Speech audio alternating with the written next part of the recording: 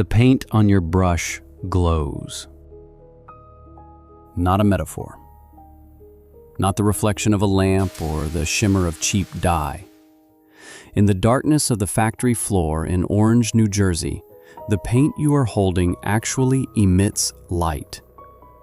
A cold, green-white pulse. Steady. Strange.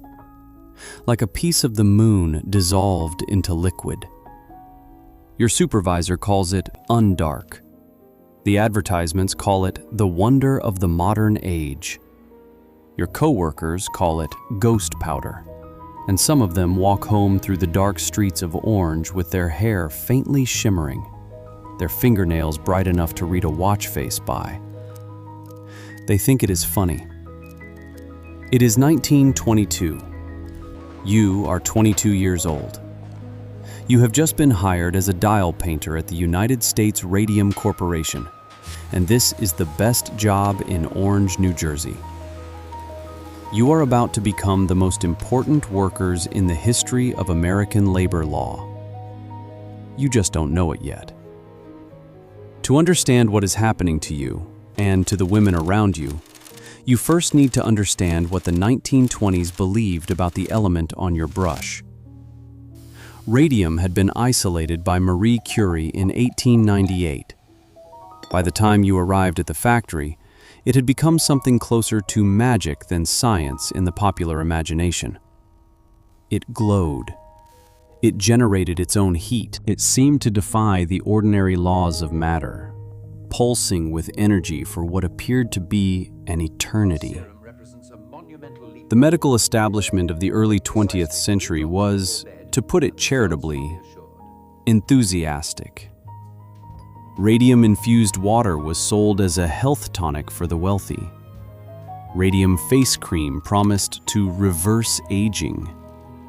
A product called Radithor, a small bottle of the element dissolved in distilled water, was marketed as a daily supplement for vitality. The newspapers called it liquid sunshine. If you're finding this investigation valuable, consider subscribing to The Past Restored. We dive deep into the unfiltered, often dark biological history that textbooks leave out. Hit the bell so you don't miss our upcoming journey into the gutters of the Renaissance. Now, let's go inside the factory floor.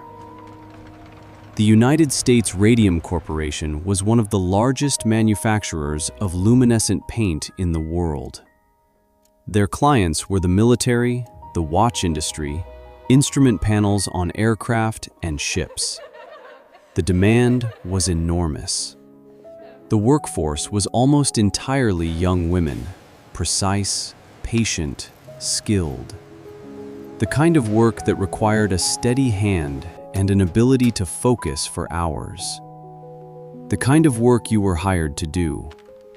If you already know how this ends, stay, because the ending is not the story. What the company knew and when, and what they chose to do about it, that is the story. The work is precise, delicate, valued. You sit at a long table with a row of other women, each of you bent over a tray of watch dials the size of a coin.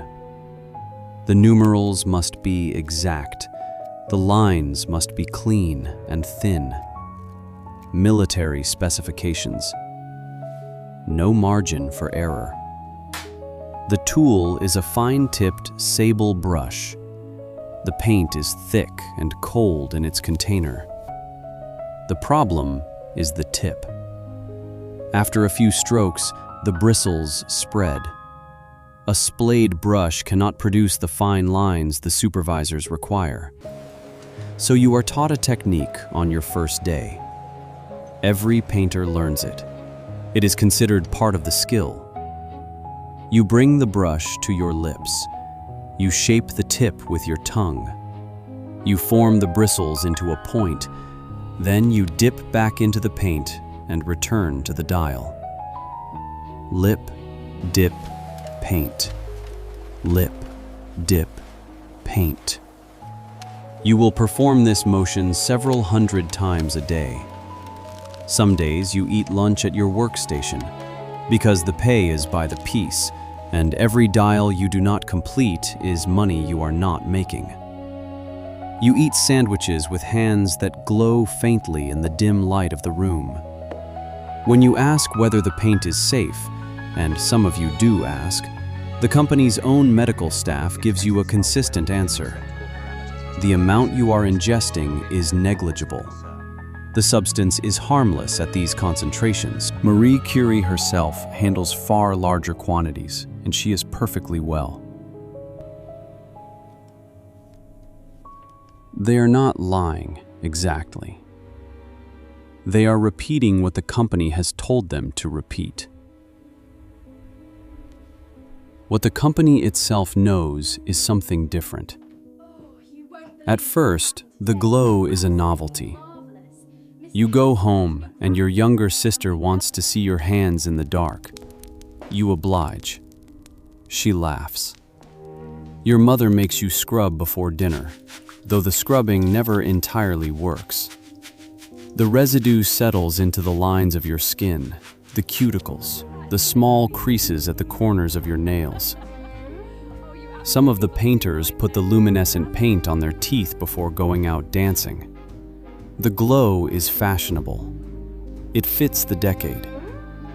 Everything that shimmers in the jazz age is desirable. But the glow is not staying on your skin. The substance you are ingesting with every lip-pointed brush is doing what all substances do when they enter the human body. It is circulating, filtered by the kidneys, carried in the blood, processed by every biological system designed to handle minerals and trace elements. And here is where the science of this story becomes something no one in 1922, not the workers, not the supervisors, not even the company's consultants, fully grasped. This element is chemically similar to calcium.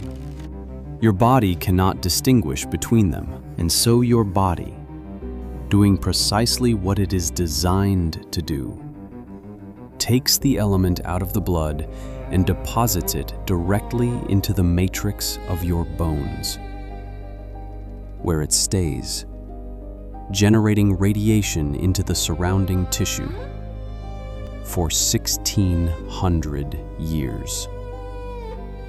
1,600 years is the half-life of radium-226. This is the number that matters more than any other in this story. When a radioactive substance decays, it releases energy into everything around it. Most such materials either leave the body quickly or decay fast enough that the damage is limited. 1,600 years means the material deposited into the bones of a dial painter in 1922 would still be irradiating the surrounding tissue in 1932, in 1952, in the year 2000. Long after the body carrying it had stopped being able to survive the damage. The place the damage appears first is the jaw. The jaw is where bone density concentrates, where deposits accumulate, where the constant small movements of chewing and speaking create the conditions for irradiated bone to begin breaking down. Not quickly, not dramatically at first, slowly, then all at once. Grace Fryer was 22 years old when she noticed her first tooth was loose. She had been a dial painter at the United States Radium Corporation since 1917. By 1922, she had left the company. By 1924, she had lost several teeth with no explanation that any dentist could provide. By 1925, her jawbone had begun to deteriorate. She was not alone. A woman named Molly Magia had died in September of 1922, Her death certificate listed syphilis. This was convenient, a diagnosis that explained the bone deterioration and carried sufficient social stigma to discourage her family from pursuing legal action. The company's own physician had signed off on the diagnosis. Molly Magia had never had syphilis. When her body was exhumed years later, researchers placed a photographic plate beside her bones in the darkness of the lab. Her skeleton fogged the film. She was still glowing. Here is the prosecution. Exhibit 1, 1924. The United States Radium Corporation commissions a study from researchers at Harvard University to examine whether the workplace conditions are safe. The study concludes that the conditions are dangerous and that the workers are being harmed. The company suppresses the report. It is not published.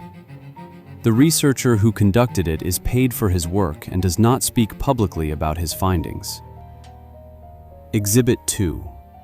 The company's own chemists, who handle the element in the laboratory, use lead-lined containers and long-handled tongs. They do not touch it with bare hands.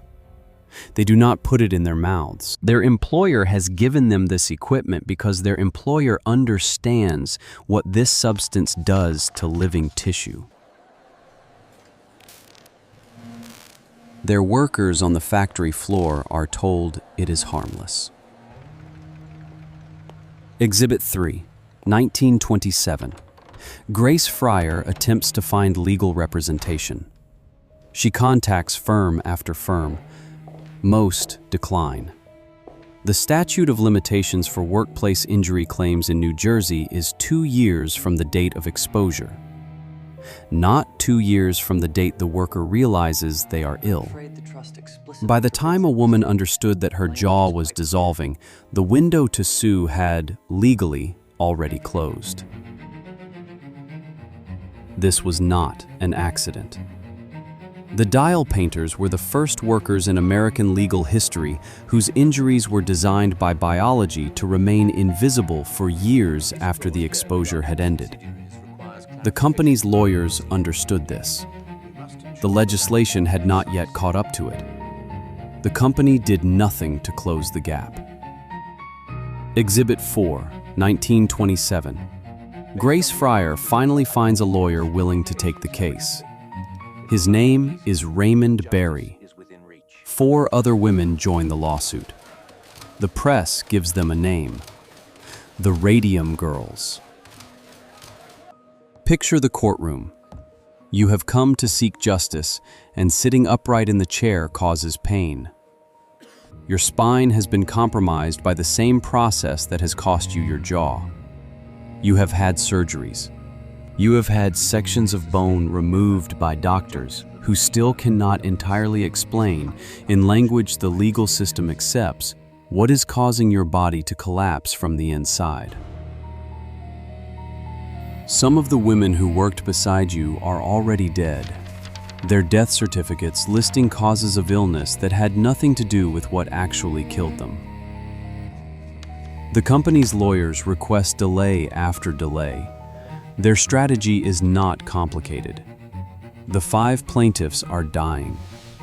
If the litigation continues long enough, it resolves itself. What the company does not account for is the press. The newspapers cover the case extensively. They print photographs of the women. They use the phrase, "living dead." The public, which had spent a decade reading advertisements about the miraculous properties of the element in question, suddenly understood that there was a cost, and that the cost was being paid by women who had been explicitly instructed to put the substance in their mouths. The case settled in April of 1928. Each plaintiff received $10,000, an annual pension of $600, and continued medical care. The company did not admit liability. Grace Fryer died in 1933. She was 34 years old. The dial painters did not directly establish the Occupational Safety and Health Administration. OSHA was not created until 1970, more than 4 decades later. But the chain from the Radium Girls to the legal infrastructure of modern workplace protection is direct and documented. The 1928 settlement established, for the first time in American law, that an employer could be held liable for workplace injuries that became apparent years after exposure, not 2 years from the last day of work. This single shift closed the loophole the company had relied upon. It also established that a company could not commission safety research, suppress the findings, and continue operating as though that research did not exist. These sound like modest victories in isolation. They are not. Every major workplace safety standard enacted in the United States across the remainder of the 20th century rests, in part, on precedents set by 5 women who could barely walk to the witness stand.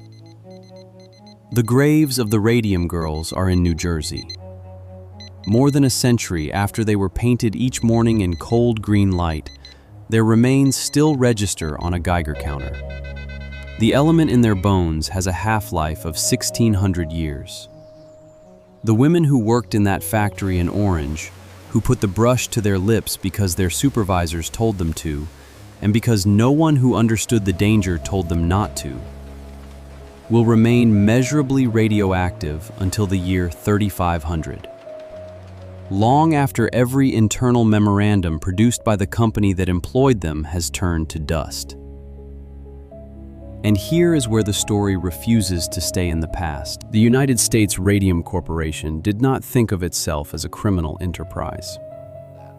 The executives who approved the suppression of the Harvard report believed on some level that they were managing uncertainty rather than concealing certainty. The doctors who signed off on false diagnoses were paid to find the explanation that caused the least disruption. The supervisors who taught the lip-pointing technique were following a procedure they had been handed. The mechanism of the cover-up was not secret meetings or burned files. It was ordinary people in ordinary offices choosing, repeatedly, what was convenient over what was true.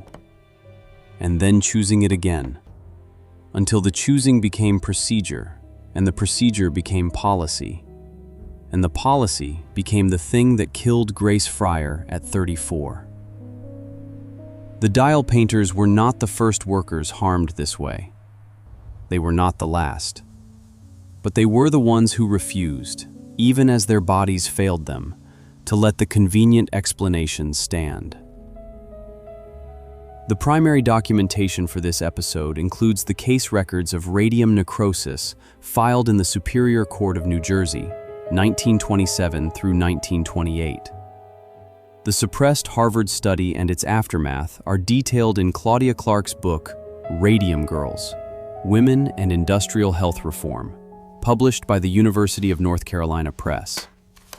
The medical findings connecting dial painting to bone necrosis were first published by Harrison Martland, medical examiner for Essex County, New Jersey, in a landmark paper published in 1925. A note on corporate records. A significant portion of the internal communications of the United States Radium Corporation was destroyed or lost. What survives does so largely because plaintiffs' attorneys subpoenaed company documents during discovery proceedings. Without the lawsuit, the evidentiary record of this cover-up would not exist. The Radium Girls proved that the cost of progress is often paid in human bone. But they also proved that the truth, once uncovered, can change the world. What do you think is being hidden today under the guise of modern safety? Let me know in the comments. I read every single one.